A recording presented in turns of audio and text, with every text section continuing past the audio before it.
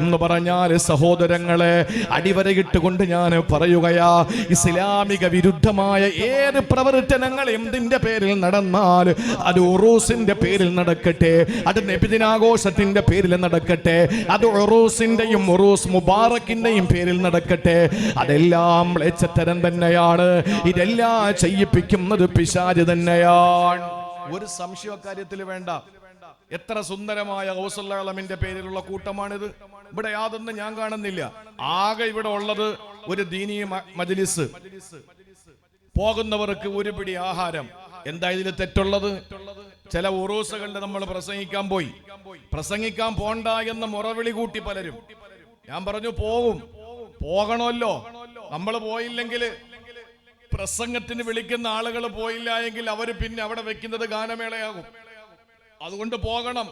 പോയിട്ട് അവരുടെ മുന്നിൽ എന്താണ് ദീനിന്റെ നിലപാടെന്ന് പറഞ്ഞു കൊടുക്കണം.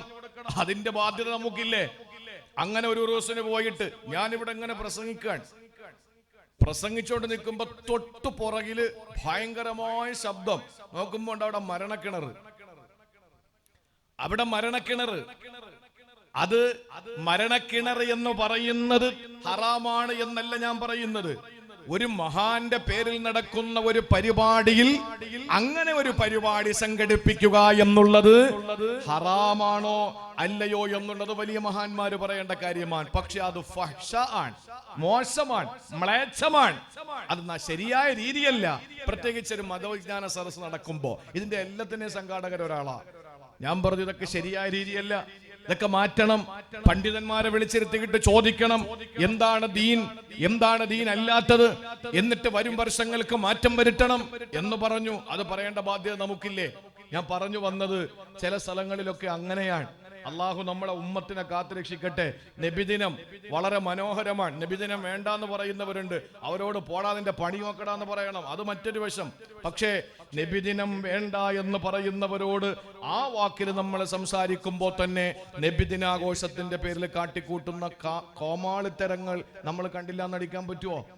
എത്രയോ സ്ഥലങ്ങളിലാണ്, എനിക്കറിയില്ല ഈ സാധനത്തിന്റെ ഒന്നും പേര്, എന്തൊക്കെയോ ഗാനമേളയ്ക്ക് വെക്കുന്ന സാധനങ്ങളൊക്കെ വെച്ചിട്ട് സമൂഹത്തിന് ശബ്ദ മലിനീകരണവും അതുപോലെ തന്നെ പുക മലിനീകരണവും അതുപോലെ തന്നെ എല്ലാവർക്കും ആകെ ഒരു വല്ലാത്ത അറ്റാക്കുള്ള രോഗികളൊക്കെ ഉണ്ടെങ്കിൽ അവരൊക്കെ ആ പെടഞ്ഞങ്ങ് മരിക്കാൻ ആ നിലയിലുള്ള എല്ലാ സംവിധാനങ്ങളെയും ഉപയോഗപ്പെടുത്തിയിട്ട് എന്തിനാണ്? ഇത് ആർക്ക് വേണ്ടിയാണ്? ഇത് എന്ത് സമീപനമാണ് നമ്മൾ ചെയ്യുന്നത്? ഇതൊക്കെ നമ്മൾ മാറ്റണ്ടേ? അപ്പൊ ഇതൊക്കെ ഫഹിഷ, ഇതൊക്കെ ചെയ്യിപ്പിക്കുന്ന അള്ളാഹും റസൂലും ആണെന്ന് പറഞ്ഞിട്ട് ഈ അള്ളാന്റെ റസൂലിന്റെ മണ്ട വെച്ചു കൊടുക്കരുത്. ഇത് ശൈത്താനാണെന്ന് ഖുർആൻ തന്നെ പറയാ.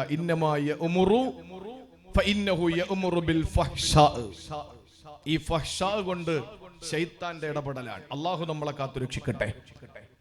വടക്ക് മധ്യ കേരളത്തില് ഒരു ഉറൂസ് ഉണ്ട്. ആ ഉറൂസിന്റെ പ്രധാനപ്പെട്ട ഏറ്റവും 10 ലക്ഷം രൂപയ്ക്കാണ് 10 മിനിറ്റിലേക്ക് ഒരു ആനയെ കൊണ്ടുവരുന്നത്. 10 മിനിറ്റ് ആനയെ കൊണ്ടുവന്ന് മക്കാമിനടുത്തുള്ള ഒരു സ്ഥലത്ത് ആനയെ നിർത്തിയിട്ട് അവിടെ മുട്ടയും വേറെന്തൊക്കെയോ സാധനങ്ങൾ, പാലും, മരത്തിൽ പാമ്പ് വരുമത്രേ, പാമ്പിന് മുട്ടയും പാലും വെച്ചു കൊടുക്കണം. ഘോഷയാത്രയുടെ മുമ്പില് നെറ്റിപ്പട്ടം കെട്ടിയ ഗജവീരൻ 10 ലക്ഷം രൂപ 10 മിനിറ്റത്തേക്ക് ആ ആനയെ വാടകയ്ക്കെടുക്കാൻ. ഒന്ന് ആലോചിച്ച് നോക്കട്ടെ, ഒന്ന് ആലോചിച്ച് നോക്കിയേ പ്രിയപ്പെട്ട സഹോദരങ്ങളെ. ഇതും ഒരു മഹാന്റെ പേരിലാണ്. ഇത് എങ്ങനെ നമ്മൾ അംഗീകരിക്കും? എങ്ങനെ നമുക്കിത് അംഗീകരിച്ചു കൊടുക്കാൻ പറ്റും? ആ കമ്മിറ്റിക്കാർ ചെയ്യുന്നത് ഫഹ്ശ ആണ്. ഇത് ചെയ്യിപ്പിക്കുന്നത് അന്ത്യവിശ്രമം കൊള്ളുന്ന മഹാനല്ല, സാക്ഷാൽ പിശാച്. വിശുദ്ധ ഖുർആൻ. ഒരു സംശയ കാര്യത്തിലില്ല. ഉറൂസുകൾ നടത്തണം. മഹാന്മാരെ മറന്നു പോകാൻ പാടില്ല. ആ മഹാന്മാരൊരു നാട്ടിലുണ്ടായിരുന്നു. അവരവിടെ അവരെന്തൊക്കെ അവിടെ പിന്നെ ദീനിന് വേണ്ടിയിട്ട് സമർപ്പിച്ചു, എന്തെല്ലാം മാറ്റങ്ങൾ വരുത്തി. അതെല്ലാം കാലങ്ങൾ കഴിഞ്ഞു പോയാലും ഒരു തലമുറ അത് മനസ്സിലാക്കണം. അതിന് ഉറൂസുകൾ അനിവാര്യം തന്നെയാണ്. പക്ഷെ അതിന്റെ പേരിൽ ഇസ്ലാമിക വിരുദ്ധമായ ഒരു കാര്യങ്ങളും അനുവദിക്കാൻ പാടില്ല. പിശാച് ഇതൊക്കെ ചെയ്തിട്ട് അവസാനം എവനൊരു ജോലി ഉണ്ടെന്നറിയോ? ഇതെല്ലാം ചെയ്യിപ്പിച്ചിട്ട് അവസാനം അള്ളാന്റെ വലിയന്റെ മണ്ടിട്ട് കൊടുത്തിട്ട് അവനങ്ങ് പോകും. ഇതെല്ലാം ചെയ്യിപ്പിച്ചിട്ട് കമ്മിറ്റിക്കാരെ തലയിൽ വെച്ചിട്ട് അവൻ അങ്ങ് പോകും. ശൈത്താൻ, അതാണ് ശൈത്താന്റെ ഡ്യൂട്ടി. ഞാനൊരു ചെറിയ സംഭവം നിങ്ങൾക്ക് പറഞ്ഞു തരാം. മഹാനായ അബ്ദുല്ലാഹി ഇബ്നു മസ്ഊദ് റളിയല്ലാഹു തആല അൻഹു അറിയുമല്ലോ. ഇബ്നു മസ്ഊദ് റളിയല്ലാഹു തആല അൻഹു ഖുർആൻ അല്ലാഹു അവതരിപ്പിച്ച അതേ കോലത്തിൽ ഓതുന്ന സഹാബിയ. ആദ്യമായിട്ട് സഫാ മലയുടെ മുകളിൽ നിന്ന് ഇറങ്ങി വന്ന് മഖാം ഇബ്രാഹിമിന്റെ പാറപ്പുറത്ത് കയറി നിന്നുകൊണ്ട് ശത്രുക്കളുടെ മുമ്പിൽ ആദ്യമായി സൂറത്തുർ റഹ്മാൻ ഉറക്കെ ഓതിയ മഹാനായ അബ്ദുല്ലാഹി ഇബ്നു മസ്ഊദ് ചോദിക്കുന്ന ചോദ്യം അല്ലാഹു ഉത്തരം കൊടുക്കാതെ കൈവലിക്കില്ലെന്ന് റസൂൽ പരിചയപ്പെടുത്തിയ സഹാബിയ. അള്ളാന്റെ പ്രിയപ്പെട്ട പ്രവാചകന്റെ സന്തര സഹചാരിയാണ്, സീനിയറായ സഹാബി വര്യനാണ് അബ്ദുല്ലാഹി ഇബ്നു മസ്ഊദ് റളിയല്ലാഹു തആല അൻഹു. ആ മഹാനവറുകൾ പറയുകയാണ്, ഒരു സ്ത്രീക്ക് 4 സഹോദരങ്ങൾ ഉണ്ടായിരുന്നത്രേ. ആ പെണ്ണ് സുന്ദരിയാണ്, സുമുഖിയ.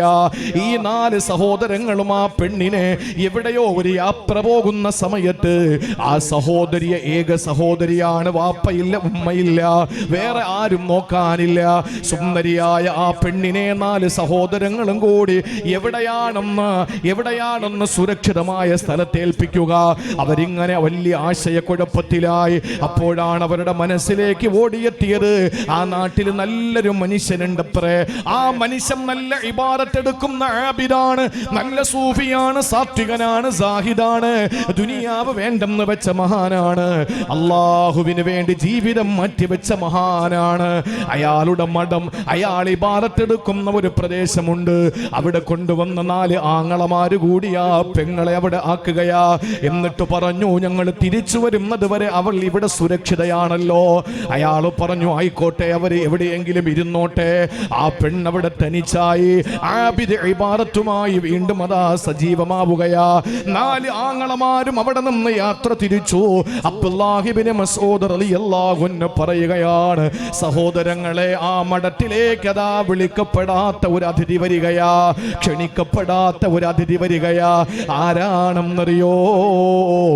അള്ളാഹുവിന്റെ ശത്രുവായ, നിങ്ങൾ ഓരോരുത്തരുടെയും ശത്രുവെന്ന് ഖുർആൻ പരിചയപ്പെടുത്തിയ ശൈത്താനുൽ ലഈൻ.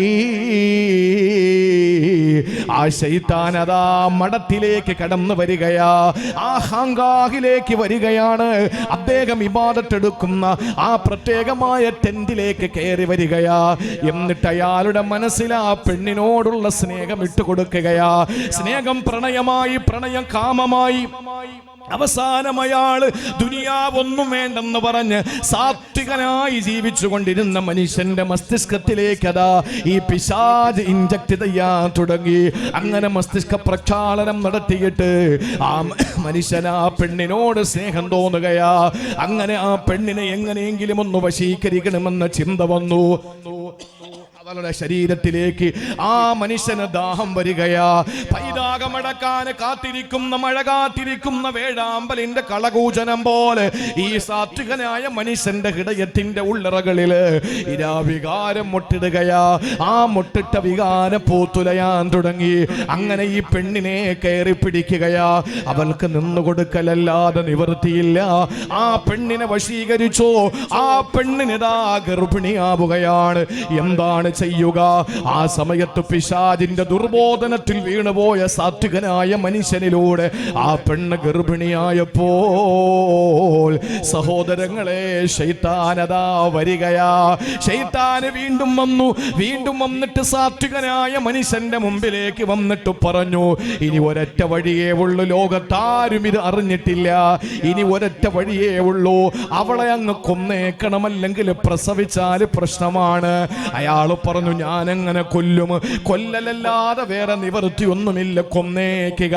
എന്നിട്ട് നിങ്ങൾ ഇന്ന സ്ഥലത്ത് കൊണ്ടുവന്ന് ആ ശരീരത്തെ കുഴിച്ചിടുക. നിങ്ങളാണ് എന്ന് ആരും വിശ്വസിക്കില്ല. നിങ്ങൾ അല്ല എന്ന് പറഞ്ഞ ജനങ്ങൾ ഒരിക്കലും തർക്കം ഉന്നയിക്കൂല. അതുകൊണ്ട് നിങ്ങൾ ചെയ്യണമെന്ന് പറഞ്ഞു. നിമിഷ നേരം ദുർബോധനത്തിൽ വീണുപോയ, പിശാചിന്റെ വടിയിൽ വീണുപോയ ആ സാത്വികനായ സൂഫി വര്യൻ എന്ത് ചെയ്തെന്നറിയോ? ആ പെണ്ണിനെ അങ്ങ് കൊല്ലുകയാ. എന്നിട്ട് ശൈത്താൻ ചൂണ്ടിക്കാണിച്ചു കൊടുത്ത കുഴിയിലേക്ക് കുഴിച്ചിടുകയാ. നിങ്ങൾക്കറിയോ സഹോദരങ്ങളെ, 4 ആങ്ങളമാരിലും ശൈത്താൻ ചെന്നു. എന്നിട്ട് ഉറക്കത്തിലെ കിനാവ് കാണിക്കുകയാ. നിങ്ങളുടെ പ്രിയപ്പെട്ട പെങ്ങള് കൊല്ലപ്പെട്ടിരിക്കുകയാ. വെറുതെ കൊല്ലപ്പെട്ടതല്ല, ബലാത്സംഗത്തിനിരയായിട്ട് അവള് കൊല്ലപ്പെട്ടിരിക്കുകയാ. അവളുടെ ഖബർ ഇന്ന സ്ഥലത്തുണ്ടെന്ന് പറഞ്ഞു കൊടുത്തു. ഈ 4 സഹോദരങ്ങളും ആ രാത്രിയിലെ കിനാവ് കണ്ടു. നേരം വെളുത്തൊരു സഹോദരൻ അടുത്ത 3 പേരെ വിളിച്ചിട്ട് പറഞ്ഞു, ഞാൻ ഇന്നലെ ഒരു പേക്കിനാവ് കണ്ടു. എന്താ കണ്ടത്? നമ്മുടെ സഹോദരി കൊല്ലപ്പെട്ടത്. രണ്ടാമൻ പറഞ്ഞു ഞാനും കണ്ടു. മൂന്നാമൻ പറഞ്ഞു ഞാനും കണ്ടു. നാലാമൻ പറഞ്ഞു ഞാനും കണ്ടു. എന്നാൽ ഇന്ന സ്ഥലത്താണല്ലോ നമുക്ക് പോകാം. അവിടെ ചെന്ന് നോക്കുമ്പോ അല്ലാ, ഏക പെങ്ങളതാ കുഴിച്ചിടപ്പെട്ടിരിക്കുകയാ. ഇത് ചെയ്തതാരാണെന്നും അതാ ദുർബോധനം നൽകി ഈ സാത്വികനായ മനുഷ്യൻ തന്നെ. ആ മനുഷ്യനെ അതാ പിടിച്ചു കെട്ടുകയാ. അവന്റെ എല്ലാ ടെന്റും ആരാധനായിടങ്ങളൊക്കെ തകർത്തു കളഞ്ഞു. എന്നിട്ട് ആ സാത്വികനായ മനുഷ്യനെ കോടതിയിൽ കൊണ്ടുവരികയാ. ആ സമയത്ത് അവിടെ 3ാമത് പിശാച് വരികയാ. ഒന്നാ പെണ്ണിനെ വശീകരിക്കാമെന്ന പിശാച്, 2ാമത് കൊല്ലാൻ വേണ്ടി പ്രേരണ കൊടുത്ത പിശാച്, 3ാമത് വരുന്നത് കോടതിയിൽ വെച്ചാ. ഈ കോടതിയിലെ പ്രതിക്കൂട്ടിൽ നിൽക്കുന്ന സാത്വികനായ മനുഷ്യന്റെ മുമ്പില് പിശാച് കടന്നു വന്നിട്ട് പറയുകയാണ്, ഇന്നി ഔഖഅതുക ഫീ ഹാദാ, ഇതില് ഞാനാണ് നിന്നെ വീഴ്ത്തിയതെന്ന് നിനക്കറിയോ. വലയുൻജീക മിൻഹു ഗൈരി, ഇതിൽ നിന്ന് രക്ഷപ്പെടാൻ രക്ഷപ്പെടുത്താൻ എനിക്കല്ലാതെ കഴിയില്ല. എന്നിലൂടെയല്ലാതെ നിനക്ക് രക്ഷപ്പെടാൻ കഴിയില്ല. ആ സമയത്ത് ആ സൂഫിയായ മനുഷ്യൻ ചോദിച്ചു, ഞാൻ എന്താ ചെയ്യേണ്ടത്? ആകെ നാറ്റക്കേസായല്ലോ, എന്താ ഞാൻ ചെയ്യേണ്ടത്? ആ സമയത്ത് പിശാചു പറഞ്ഞു, എനിക്കൊരൊറ്റ കാര്യം മതി, അത് ചെയ്യാൻ നിനക്ക് കഴിയോ? എന്നാ ഞാൻ നിന്നെ ഇവിടെ നിന്ന് രക്ഷപ്പെടുത്താ. എന്താ ഞാൻ ചെയ്യേണ്ടത്? എന്തായാലും നീ കാരണം ആ പെണ്ണ് ഗർഭിണിയായി, അത് കാരണം അവൾ കൊല്ലപ്പെട്ടു, നീ പിടിക്കപ്പെട്ടു. ഇതെല്ലാം ഞാൻ നിന്നെ വീഴ്ത്തിയത് തന്നെയാണ്, പക്ഷെ രക്ഷപ്പെടുത്താനും എനിക്കേ കഴിയൂ. അതുകൊണ്ട് എന്ത് ചെയ്യണമെന്ന് പറയോ? ആ സമയത്ത് പിശാചാ സാത്വികനോട് പറഞ്ഞതെന്തെന്നറിയോ? ഫസ്ജുദുലി സജ്ദതൻ വാഹിദാ, എനിക്കൊരു സുജൂദ് ചെയ്യോ? എന്റെ മുന്നിൽ ഒരു സുജൂദ് ചെയ്യുമോ? ഇനി ആകെയുള്ള തിന്മ അതുമാത്രമല്ലേ, അവിടെ വ്യഭിചാരം നടന്നു, കൊലപാതകം നടന്നു, അള്ളാഹുവുമായിട്ടുള്ള സകല ബന്ധങ്ങളും അയാൾക്ക് അവിടെ വെച്ച് മുറിക്കേണ്ടി വന്നു. അയാളോട് പറയുന്നു, ഇനി ഒരൊറ്റ വഴിയേ ഉള്ള, രക്ഷപ്പെടണം, ജനങ്ങളിൽ നിന്ന് രക്ഷപ്പെടണം. ഞാൻ പറയാം, നീ അല്ല ഇത് ചെയ്തതെന്ന്. അതിന് ഒരൊറ്റ വഴിയേ ഉള്ളൂ, നീ എനിക്കൊരു സുജൂദ് ചെയ്യണം, പറ്റുമോ? സഹോദരങ്ങളെ, സുജൂദ് ചെയ്തു. ആ മനുഷ്യനതാ ശൈത്താന്റെ മുമ്പിൽ സുജൂദ് ചെയ്യുകയാ. ശൈത്താൻ അവിടെ നിന്നങ്ങ് വഴിമാറുകയാ. സഹോദരങ്ങളെ, ശൈത്താൻ വഴിമാറിയെന്ന് മാത്രമല്ല, അയാളെ തലാ കൊന്നുകളയുന്നു, അയാളെ കൊല്ലപ്പെടുകയും ചെയ്തു. ആ മനുഷ്യൻ എങ്ങനെയാണ് മരിച്ചത്? അബ്ദുല്ലാഹ് ഇബ്നു മസ്ഊദ് റളിയല്ലാഹു അൻഹു ഈ സംഭവം മുന്നിലിരിക്കുന്നവർക്ക് പറഞ്ഞു കൊടുത്തിട്ട് ഇബ്നു മസ്ഊദ് തങ്ങൾ ഓതിയത് സൂറത്തുൽ ഹശ്റിലെ ഒരായത്താണ്. കമസലി إذ قال للإنسان كفر فلما كفر قال إني بريء منك إني أخاف الله رب العالمين. ശൈത്താൻ പറയുകയാണ്, അല്ലാഹുവിന്റെ ഖുർആൻ സൂറത്തുൽ ഹശ്ർ പറയുകയാ, കമസലി ശൈത്താൻ, ശൈത്താന്റെ ഉപമ പോലെയാണ്. എന്താ ശൈത്താന്റെ ജോലി എന്നറിയോ? ഇത് ഖാല ലിൽ ഇൻസാനി ക്ഫുർ, ജനങ്ങളോട് പറയും നീ കാഫിറാകടാ. ഫലമ്മാ കഫറ, ഈ ജനങ്ങൾ കാഫിറായാലോ, ഖാല, ശൈത്താൻ പറയുന്നത്, ഇന്നി ബരീഉം മിൻക, ഞാനും നീയും തമ്മിൽ യാതൊരു ബന്ധവുമില്ല. ഇന്നി അഖാഫുല്ലാഹ റബ്ബൽ ആലമീൻ. അല്ലാഹുവിനെ എനിക്ക് വല്ലാത്ത ഭയമാണ്, അതുകൊണ്ട് ഞാനിതാ നിന്നിൽ നിന്ന് മാറിപ്പോകുന്നു എന്ന് പിശാച് പറയുമെന്ന് അള്ളാന്റെ പരിശുദ്ധ ഖുർആൻ. എന്റെ സഹോദരങ്ങളെ, കള്ളുകുടിയന്മാരെ മദ്യശാപ്പിൽ കൊണ്ടുപോകുന്നതാരാ? പോടാ, ഇത്രയും ടേസ്റ്റ് ഉള്ളത് വേറെന്താ ഉള്ളത്? അത് കുടിച്ചാൽ പിന്നെ നിനക്ക് ലോകവുമായിട്ട് ബന്ധമില്ലല്ലോ. പോമോനെ എന്ന് പറഞ്ഞ് ബിവറേജിന്റെ മുമ്പിലേക്ക് കൊണ്ടുപോവുകയാ. കൊടുക്കടാ, വാങ്ങി കുടിക്കടാ എന്ന് പറഞ്ഞിട്ട് കുടിക്കുകയാ. ആ മദ്യം തന്റെ ആമാശയത്തിലേക്ക് ചെല്ലുമ്പോൾ പിശാച് അവിടെ നിന്ന് ഇന്നി ബരീഉം മിൻക്, നിന്നിൽ നിന്ന് ഞാനിതാ ഒഴിവാവുകയാണ്. ഇന്നി അഖാഫുല്ലാഹ്, എനിക്ക് പടച്ചോനെ പേടിയാണെന്ന് പറഞ്ഞിട്ടൊരൊറ്റ മുങ്ങലാണ്. ഒരൊറ്റ മുങ്ങൽ. ഇത് ശൈത്താന്റെ ജോലിയാണ്. ശൈത്താന്റെ പാർട്ടിക്കാരായി നമ്മൾ പോയി കഴിഞ്ഞാൽ സംഭവിക്കുന്നത് എന്താണ്? ശൈത്താൻ ഒരൊറ്റ ഓട്ടമാണ്. ശൈത്താൻ അതുവരെ എല്ലാം സയ്യന ലഹും അഅ്മാലഹും, കേട്ടോ കേട്ടോ, എല്ലാം അങ്ങോട്ട് അഴകാക്കി കാണിച്ചു തരും. എന്നിട്ട് ആ പണി ചെയ്യിപ്പിച്ചിട്ട് അവസാനം ഒരൊറ്റ മുങ്ങൽ. അതുകൊണ്ടാണ് അള്ളാഹു പറഞ്ഞത്, വ്യക്തമായ പരാജയം സംഭവിച്ചവൻ ഖുർആനിൽ 3 സ്ഥലങ്ങളിൽ പറഞ്ഞതിൽ ഒന്ന്, ആരാണോ ശൈത്താനെ അള്ളാഹുവിനെ മാറ്റി നിർത്തിയിട്ട് ശൈത്താനെ വലിയാക്കുന്നവൻ, അവൻ പിഴച്ചുപോയി. അള്ളാഹു നമ്മളെ കാത്തു രക്ഷിക്കട്ടെ. അതുകൊണ്ട് നമുക്ക് എന്താ ഇനി ഒരു മാർഗം? എന്താണ് ഒരു മാർഗം? ഔസുല്ലാമിലേക്ക് വരുന്നുണ്ട്, അതാണ് എന്റെ വിഷയം. എന്താ നമുക്കുള്ള മാർഗം? ഒരൊറ്റ മാർഗം, അള്ളാഹുവിനെ വലിയാക്കുക. അല്ലാതെ വേറെ ഒരു നിവർത്തിയില്ല. അള്ളാഹുവിനെ സംരക്ഷകനാക്കുക. ഈ വലിയ എന്ന് പറഞ്ഞാലേ പലതരം വലിയുണ്ട്. ഉറക്കത്തിലെ വലിയുടെ കാര്യമല്ലേ ഈ പറയുന്നത്. വലിയ എന്ന് പറഞ്ഞാൽ മൗല എന്ന് പറഞ്ഞാൽ യജമാനനും മൗല എന്ന് പറയും, അടിമയ്ക്കും മൗല എന്ന് പറയും. ചില ആളുകൾ പറയും, ഓഹ് വലിയെന്ന് പറഞ്ഞ് അള്ളാനെ വലിയാക്കണം. നിങ്ങൾ ഈ ഇരിക്കുന്നതിൽ എത്രയോ ആളുകൾ വലിയാണ് എന്ന് വെച്ചിട്ട് നാളെ അവരുടെ പേരിൽ യാസീനൊന്നും ഓതിക്കളയല്ലേ. മോളെ കെട്ടിക്കുമ്പോ നിങ്ങൾ ആരായി? എന്താ പറയുന്നത്? വലിയിരിക്കുക എന്നല്ലേ. അത് ഈ വലിയ തന്നെയാ. മുഹിയുദ്ദീൻ ശൈഖിനെ പറയുന്ന വലിയ തന്നെയാണ് ആ വലിയും. അർത്ഥം വേറെ തന്നെ ഉള്ളൂ. അർത്ഥം വേറെ തന്നെ ഉള്ളൂ. ഒരു വാക്കിൽ തന്നെ എന്തുമാത്രം അർത്ഥമുണ്ട്, പല അർത്ഥങ്ങളില്ലേ. വലിയ എന്ന് പറഞ്ഞാൽ സംരക്ഷകൻ. ആ പെണ്ണിന്റെ സംരക്ഷകൻ നമ്മളായിരുന്നു, ഉത്തരവാദിത്വം നമുക്കായിരുന്നു. ആ പെൺകുട്ടിയുടെ എല്ലാ ചുമതലയും നമ്മളിലായിരുന്നു. അതാണ് വലിയ. അള്ളാഹുവിന്റെ വലിയ എന്ന് പറഞ്ഞാൽ അവന്റെ അടുപ്പക്കാരെന്നാണ്. അവന്റെ അടുപ്പക്കാര്. മുഹമ്മദ് കുഞ്ഞ് ഖനീമി ഉസ്താദ് ഇരിപ്പുണ്ട്. ഈ വിഷയത്തിൽ നല്ല പാണ്ഡിത്യമുള്ള മനുഷ്യനാണ്. അള്ളാഹു ഇൽമിൽ അഭിവൃദ്ധി നൽകി അനുഗ്രഹിക്കുമാറാവട്ടെ. വലിയ സ്നേഹമാണ്. അള്ളാഹു ദീനിനു വേണ്ടി, അള്ളാഹുവിന് വേണ്ടി സ്നേഹിക്കാനും നാളെ സ്വർഗത്തിൽ ഇതുപോലെ ഒരുമിച്ചുകൂടാനും അള്ളാഹു തൗഫീക്ക് നൽകി അനുഗ്രഹിക്കുമാറാവട്ടെ. പ്രിയപ്പെട്ട സഹോദരങ്ങളെ, വലിയ എന്ന് പറയുന്നത് അള്ളാഹുവിനെ വലിയാക്കി കഴിഞ്ഞാൽ, നമ്മുടെ സംരക്ഷണം എല്ലാം കൂടെ അങ്ങോട്ട് അള്ളാഹുവിനെ ഏൽപ്പിച്ചു കഴിഞ്ഞാൽ തീർച്ചയായിട്ടും സഹോദരങ്ങളെ നമുക്ക് രക്ഷപ്പെടാൻ കഴിയും.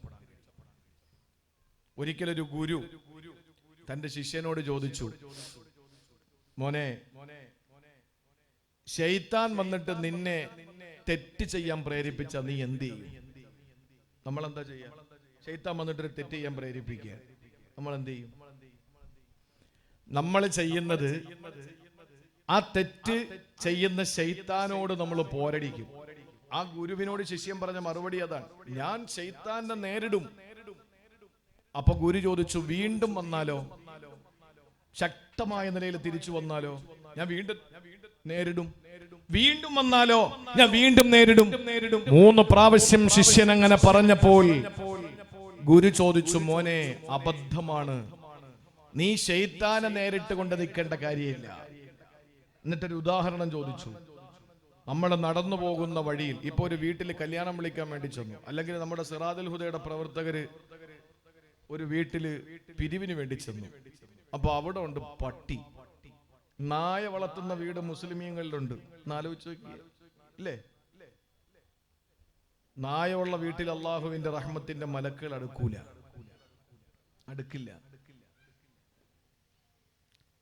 അപ്പൊ രൂപമുള്ള വീട്ടിലോ അടുക്കൂല, ഫോട്ടോ ഫ്രണ്ടിൽ വെക്കുന്ന വീട്ടിൽ അടുക്കൂല.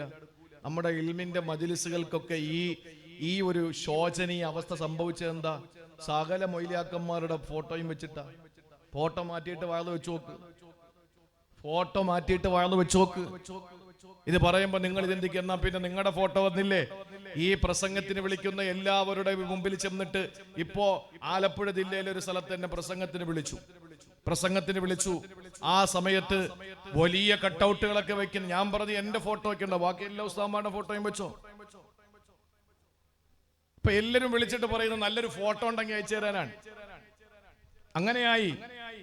പിന്നെ ആകെ ഒരു സമാധാനം എന്ന് പറഞ്ഞാല് പ്രാവിനെ കാട്ടിക്കാൻ വേണ്ടിയാണ് ഇതൊക്കെ ചെയ്യുന്നത്. ഫ്ലക്സ് കൊണ്ടുവന്നത് റോട്ടിൽ വെച്ചിട്ട് വരും, പോകുന്ന പ്രാവും കാക്കൊക്കെ കാട്ടിക്കും.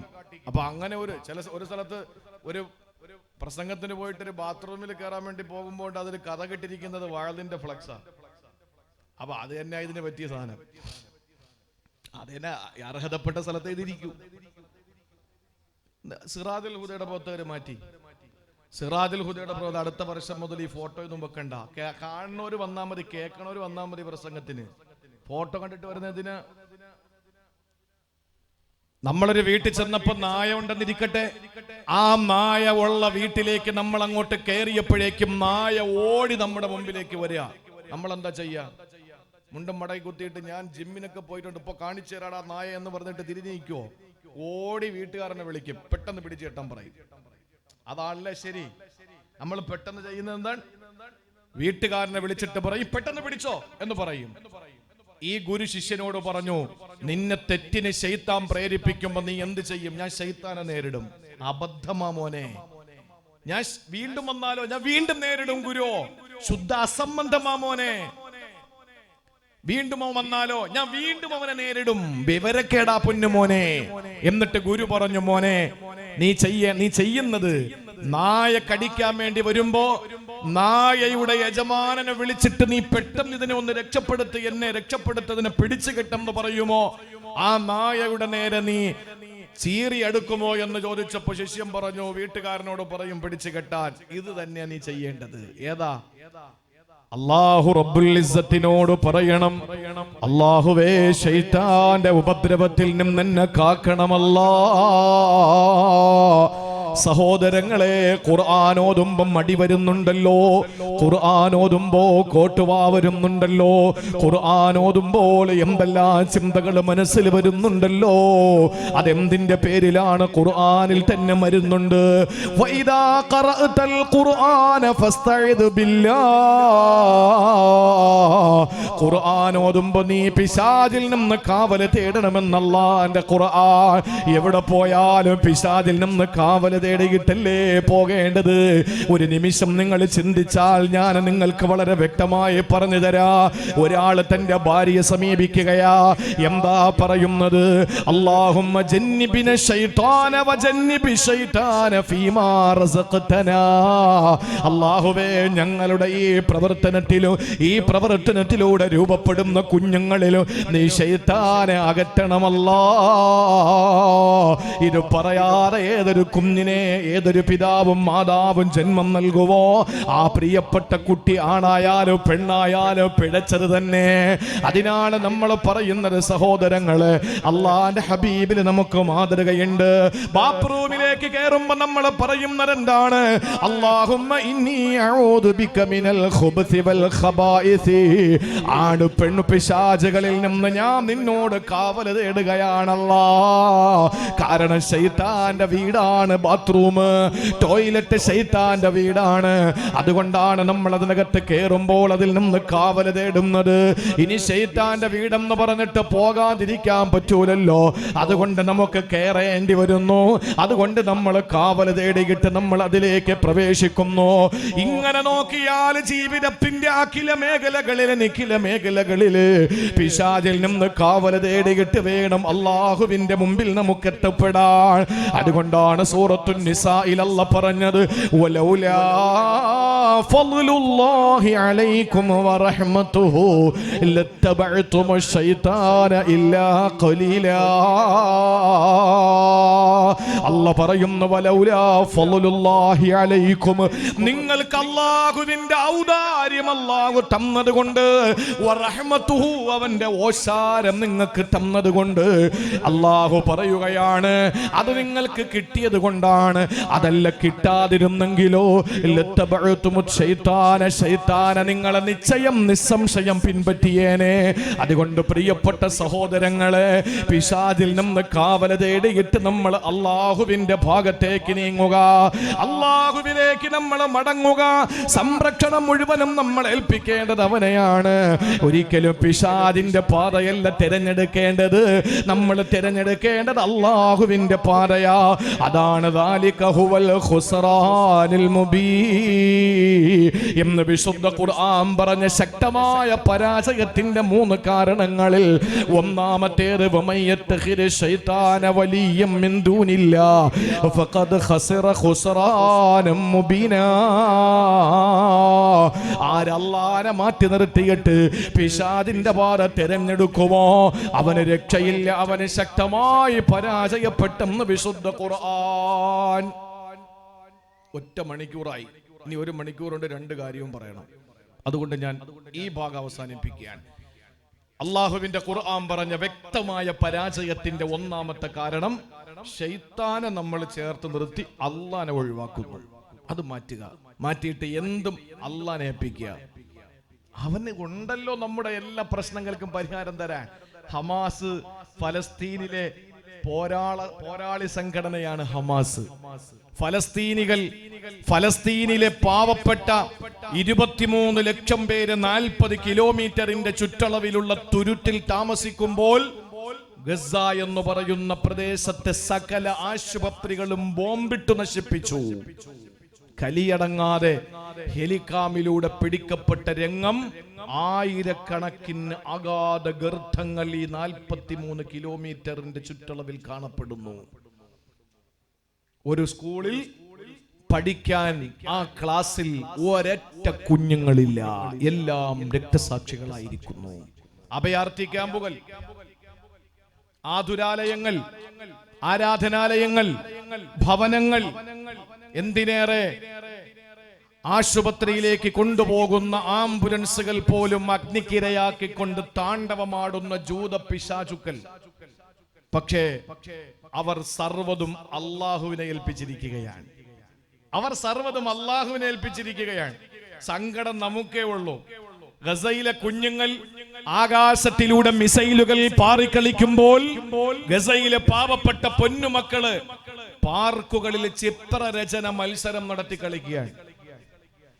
ഇന്റർവ്യൂവിന് പോയ ഒരു ഇന്റർവ്യൂ വിദഗ്ധൻ നോക്കുമ്പോ കുട്ടികൾ അഭയാർത്ഥി ക്യാമ്പിൽ എന്തൊക്കെയോ കളിക്കുന്നു. എന്താണെന്നറിയാൻ വേണ്ടി അടുത്തേക്ക് ചെല്ലുമ്പോ ഈ കുഞ്ഞുങ്ങൾ കളിക്കുന്ന കളി എന്താണെന്നറിയോ? നമ്മുടെയൊക്കെ വീട്ടില് ടീച്ചറും സ്റ്റുഡന്റും കളിക്കും. മക്കള് കഞ്ഞിയും കറിയും വെച്ച് കളിക്കും, ഇല്ലേ? വണ്ടി ഓടിച്ച് കളിക്കും, പോലീസും പട്ടാളവും കളിക്കും. പക്ഷേ ഫലസ്തീനിലെ ഗസയിലെ പാവപ്പെട്ട പൊന്നുമക്കൾ കളിക്കുന്ന കളി, ആ കുഞ്ഞു മക്കളോട് ചോദിച്ചു, നിങ്ങൾ എന്ത് കളിയാ കളിക്കുന്നത്? ഞങ്ങൾ ശുഹദ കളിക്കുകയാണ്. ഒരു വലിയ തുണി എടുത്തിട്ട് ആ തുണിയിൽ ഒരു കുഞ്ഞിനെ കിടത്തിയിട്ട് 4 ഭാഗത്തും മറ്റു കൂട്ടുകാരികളും ചേർത്ത് പിടിച്ചിട്ട് ആശുപത്രിയിലേക്ക് കൊണ്ടുപോകുന്നു. അവിടെ നിന്ന് തിരിച്ചു കൊണ്ടുവരുന്നു. ശുഹദ കളിക്കുക ആ മക്കൾ. അവർക്ക് യാതൊരു സങ്കടവും ഇല്ല, അവർക്ക് യാതൊരു പ്രയാസവും ഇല്ല, പ്രശ്നങ്ങളുമില്ല. 11 പേര്, കുടുംബത്തിലെ 11 പേര്, കുഞ്ഞുങ്ങളടക്കം, വൃദ്ധരടക്കം, യുവാക്കളടക്കം, യുവതികളടക്കം കബന്ധങ്ങളായി മോർച്ചറിയിൽ പാവപ്പെട്ട സഹോദരൻ കടന്നു വരുമ്പോ 11 മൃതശരീരങ്ങളെ കണ്ട് ആ സഹോദരൻ എങ്ങനെയാണ് അത് ഉൾക്കൊള്ളുക എന്ന് മനസ്സിലാക്കാൻ കഴിയാതെ ആശുപത്രിയിലെ പ്രധാനപ്പെട്ട ഉത്തരവാദിത്വമുള്ള ഉദ്യോഗസ്ഥൻ അയാളെ തടഞ്ഞു നിർത്തിയിട്ട് ആശ്വസിപ്പിക്കാൻ ശ്രമിക്കുമ്പോൾ ആ ഡോക്ടറുടെ മുമ്പിൽ നിന്നുകൊണ്ട് 11 കുടുംബത്തിലെ സർവരും നഷ്ടപ്പെട്ട ആ സഹോദരൻ ചോദിക്കുന്ന ഒരു ചോദ്യമുണ്ട്.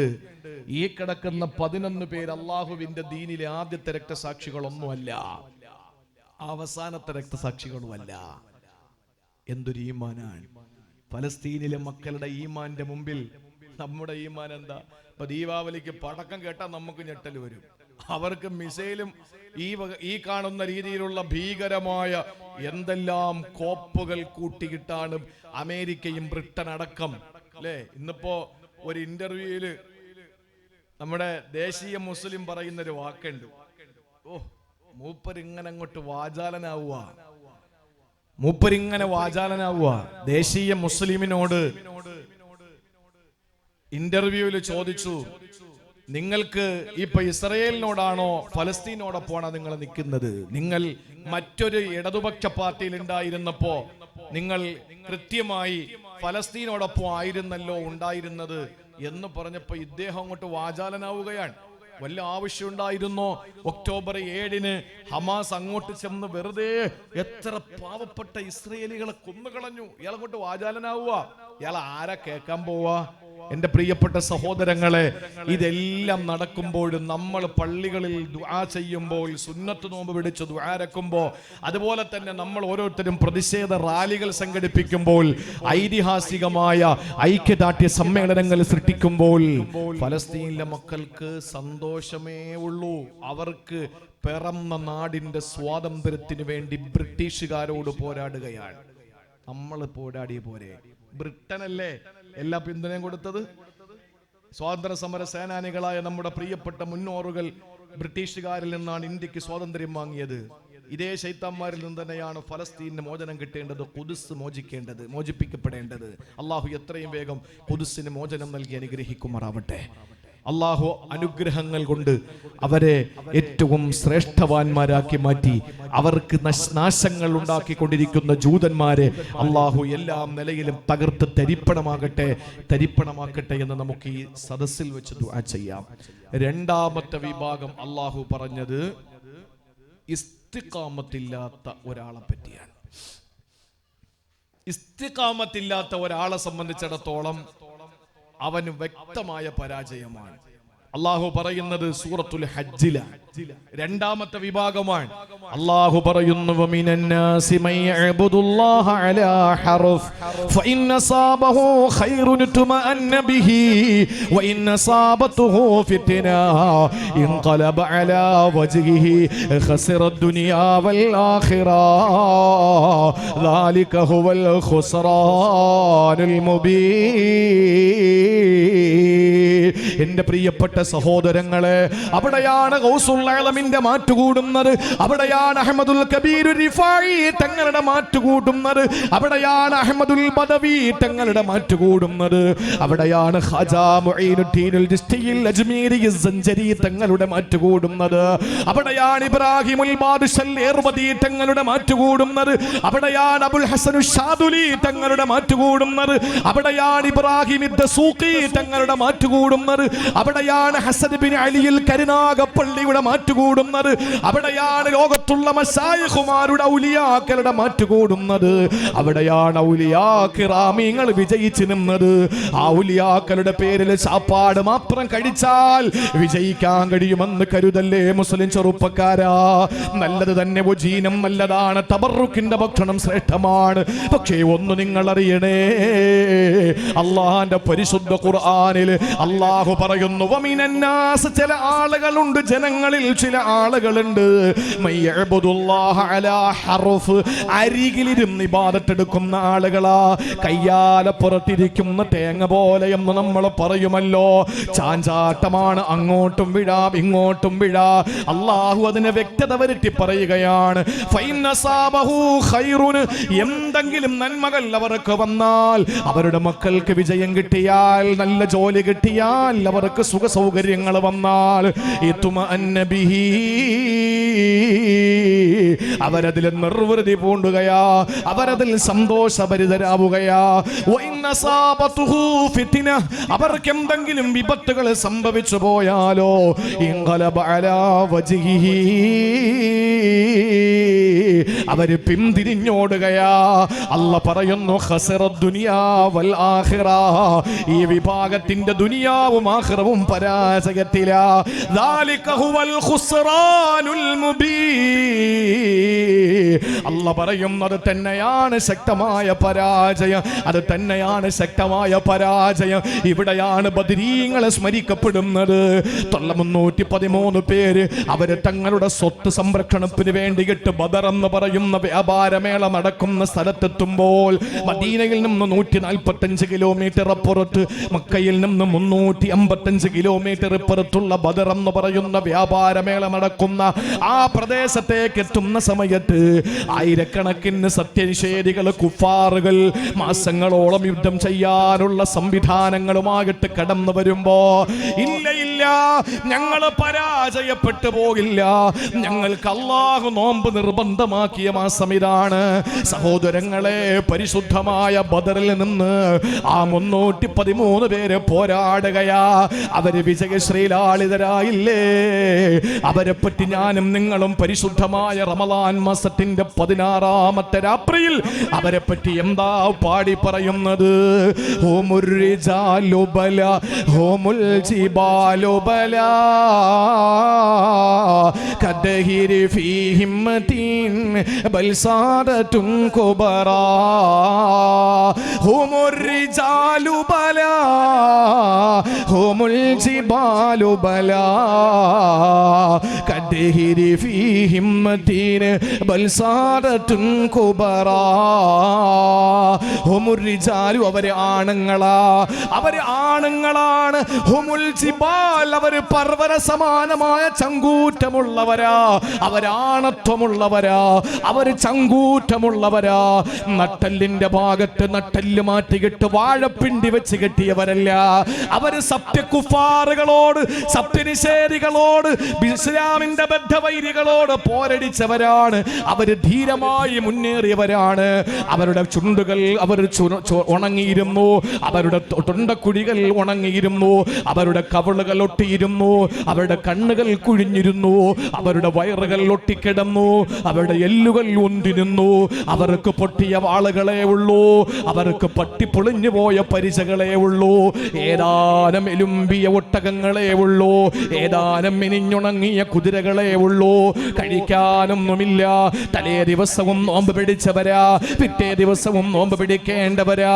വെള്ളിയാഴ്ച ദിവസം അസ്ർ നമസ്കാരത്തിന് ശേഷം സായാഹ്നത്തിൽ ബദറിൽ വെച്ച് പോരാടുന്ന പോരാട്ട വീതിയിലെ ഏറ്റവും വലിയ ഇതിഹാസ നായകന്മാര് അവരെ സംബന്ധിച്ച് പറയുന്നത് എന്താണ്? അവര് ഏറ്റവും നല്ല നിലയിൽ പോരാടിയവരാ. അവര് ഏതെങ്കിലും ആളുകൾ കണ്ണുരുട്ടുമ്പോ പേടിച്ചു പോകുന്നവരല്ല. അവരല്ലേ സഹോദരങ്ങളെ പിറ്റേ കൊല്ലം ഉഹദിലും പോരാടിയത്. എന്നിട്ട് അവരെ വെല്ലുവിളിച്ച് അബൂ സുഫിയാനെ നേരിടാൻ അടുത്ത കൊല്ലം വീണ്ടും ബദറിൽ വരാമെന്നവരല്ലേ പറഞ്ഞത്. ആ ബദറിനെ അല്ലേ ബദർ സുഗ്റ എന്നറിയപ്പെടുന്നത്. പ്രിയപ്പെട്ട മുസ്ലിം ഉമ്മത്തെ, സന്തോഷം വരുമ്പോ അള്ളാഹുവിലേക്ക് മടങ്ങലും, ദുഃഖം വരുമ്പോൾ അല്ലെങ്കിൽ ഏത് സമയത്തും നമുക്ക് നഷ്ടങ്ങൾ വന്നുകൊണ്ടിരിക്കുമ്പോ നഷ്ടകഷ്ടങ്ങളുടെ പേരിൽ അള്ളാനെ ഒഴിവാക്കിയിട്ട് പിന്തിരിഞ്ഞു പോകലും അത് അരികുവൽക്കരിക്കപ്പെടുന്ന ഇബാദത്താ. അതൊരിക്കലും നമുക്ക് ചേർന്നതല്ല.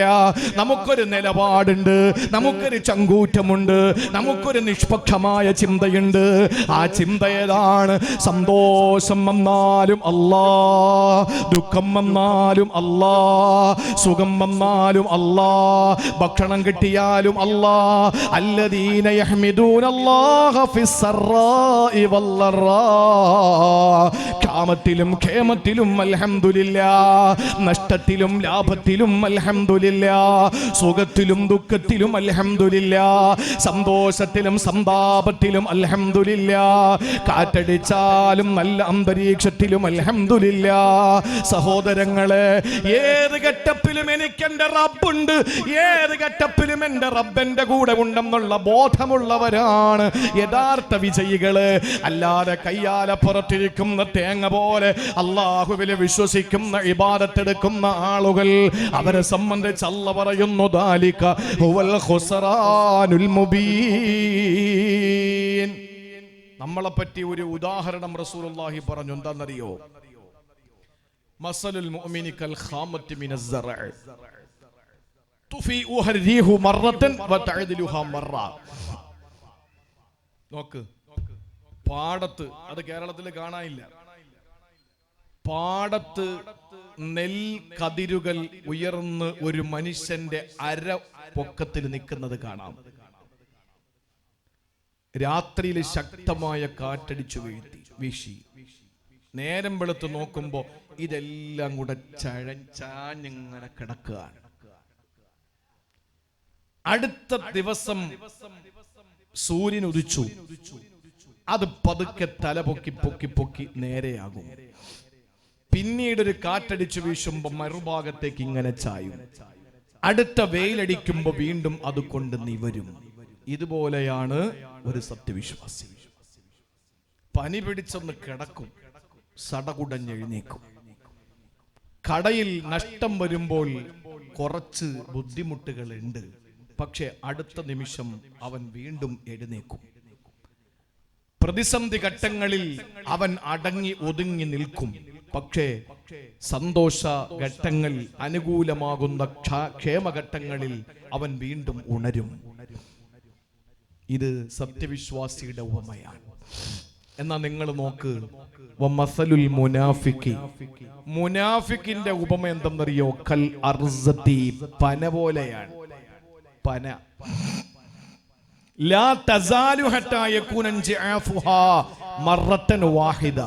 ഒരു കാറ്റടിച്ചാൽ ഈ പന ഒരു വീഴ്ച അങ്ങ് വീഴും. പെട്ടെന്നൊന്നും വീഴൂല, പക്ഷെ നെൽക്കതിരുകൾ ഒരു ചെറിയ കാറ്റടിച്ച കൊണ്ടങ്ങ് വീഴും. സത്യവിശ്വാസി അങ്ങനാണ്. പക്ഷെ വീണ്ടും എണീറ്റ് വരും. അടുത്ത കാറ്റത്ത് വീണ്ടും മറിയും, അടുത്ത വെയിലത്ത് വീണ്ടും എണീക്കും. ഇതാണ് സത്യവിശ്വാസി. പക്ഷേ മുനാഫിഖീങ്ങൾ എങ്ങനെയാണെന്നറിയോ? എത്ര കാറ്റടിച്ചാൽ ഈ പനയ്ക്കൊരു കുലുക്കവും വരൂല. പക്ഷേ ഒരു വീഴ്ച വീണാൽ പിന്നെ നിവരൂല, പിന്നെ എണീക്കാൻ പറ്റൂല. ഒരൊറ്റ വീഴ്ചയാണ്. അതാണ് പണ്ടുള്ളവര് പറയുന്ന ഒരു ചൊല്ലുണ്ട്, പകയന്മാരെ പല പോലെ പടച്ചോൻ വളർത്തും എന്ന് പറഞ്ഞാൽ കേറി അങ്ങ് പോവും. അവർക്ക് സാമ്പത്തിക മാന്ദ്യം പ്രശ്നമല്ല. നിങ്ങളൊന്ന് ആലോചിച്ച് നോക്കി.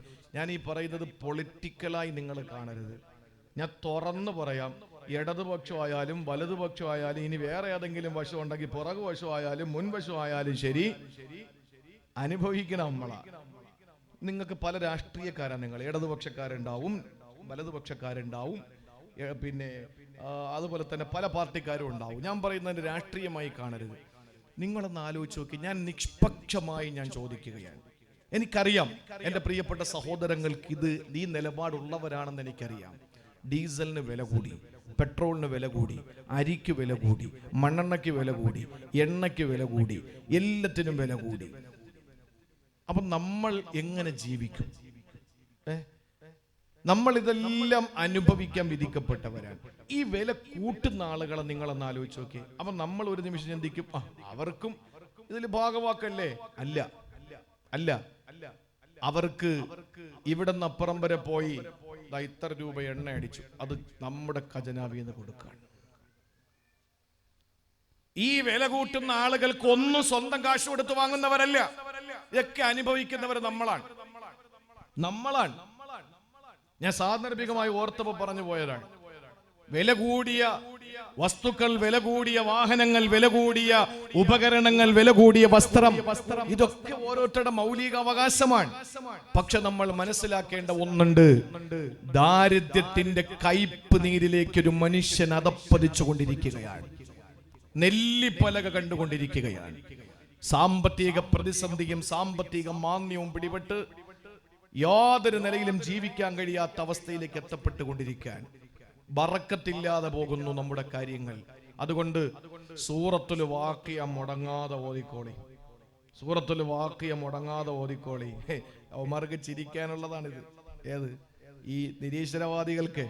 ചില ആളുകൾ ഇങ്ങനെ കാത്തിരിക്കുകയാണല്ലോ, എന്നാ പിന്നെ എല്ലാത്തിനും വില കൂടുമ്പോൾ സൂറത്ത് വാഖിയ ഓതിയാ പോരെ. ഇത് അഹ്ലുൽ ഈമാനോട് പറയുന്നതാണോ? നിങ്ങളോട് പറയുന്നതല്ല. അതുകൊണ്ട് നിങ്ങൾക്കതിൽ സങ്കടവും വിഷമമൊന്നും തോന്നണ്ട. ഇത് അംഗീകരിക്കാൻ ഒരു സമൂഹം നമ്മുടെ മുമ്പിലുണ്ട്. കാരണം ഇത് പറഞ്ഞത് അഷ്റഫുൽ ഖൽഖ് നബി മുഹമ്മദ് മുസ്തഫ സല്ലല്ലാഹു അലൈഹി വസല്ലം തങ്ങളാണ്. ഉസ്മാൻ ഇബ്നു അഫ്ഫാൻ റളിയല്ലാഹു അൻഹു. നേരത്തെ ഞാൻ പറഞ്ഞ ഒരാളില്ലേ, ആരാ? അബ്ദുല്ലാഹി ഇബ്നു മസ്ഊദ് റളിയല്ലാഹു അൻഹു രോഗിയായി സക്കറാത്തിന്റെ ഹാലിൽ കിടക്കുമ്പോ അന്ന് മദീനയുടെ ഭരണാധികാരി ഉസ്മാൻ തങ്ങളാണ്. അദ്ദേഹം നേരെ കുറച്ച് സമ്പത്തുമായിട്ട് ബൈത്തുൽമാലിന്റെ സമ്പത്തുമായിട്ട് അദ്ദേഹത്തിനെ കാണാൻ വേണ്ടി പോയി. മരിക്കാൻ കിടക്കുകയാണല്ലോ. അദ്ദേഹത്തിന്റെ അടുത്ത് ചെന്നിട്ട് ഈ ഗിഫ്റ്റ് അങ്ങോട്ട് കൊടുത്തു. ഇബ്നു മസ്ഊദ് തങ്ങൾ ചോദിച്ചു, എനിക്കെന്തിനാണ് ഈ പൈസ? മരിക്കാൻ കിടക്കുന്ന എനിക്കെന്തിനാ കാശ്? അപ്പൊ ഉസ്മാൻ തങ്ങൾ പറഞ്ഞു, അത്രേ, നിങ്ങളുടെ പെൺമക്കളല്ലേ, മക്കള് പെൺകുട്ടികളല്ലേ, അപ്പൊ അവർക്ക് എന്തെങ്കിലും ഉപകരിക്കട്ടെ. ഉസ്മാൻ തങ്ങളെ, എന്റെ പെൺമക്കൾക്ക് ദാരിദ്ര്യം വരൂലെന്ന് നിങ്ങൾക്ക് അറിഞ്ഞൂടെ? ഉസ്മാൻ തങ്ങൾ ഞെട്ടിപ്പോയി. അബ്ദുല്ലാഹി ഇബ്നു മസ്ഊദ് തങ്ങളോട് ചോദിച്ചു, എന്താ നിങ്ങൾക്ക് ഇത്ര ഉറപ്പ്? ആ ഉറപ്പുണ്ട്, എന്റെ മക്കൾക്ക് ദാരിദ്ര്യം വരൂല, അതെനിക്കറിയാം. എന്താ കാര്യമെന്ന് ചോദിച്ചപ്പോ പറഞ്ഞു, മൻ ഖറഅ സൂറത്തുൽ വാഖിഅ കുല്ല ലൈലത്തിൻ ലം തുസിബുഹും ഫാഖത്തൻ അബദാ.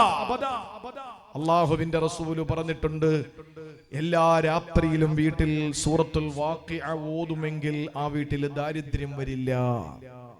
എന്റെ മക്കൾ അറിവായതിനു ശേഷം ഇത് മുടക്കിയിട്ടില്ല, അതുകൊണ്ട് എന്റെ മക്കൾക്ക് ദാരിദ്ര്യം വരില്ല എന്ന് എനിക്ക് ഉറപ്പുണ്ട്.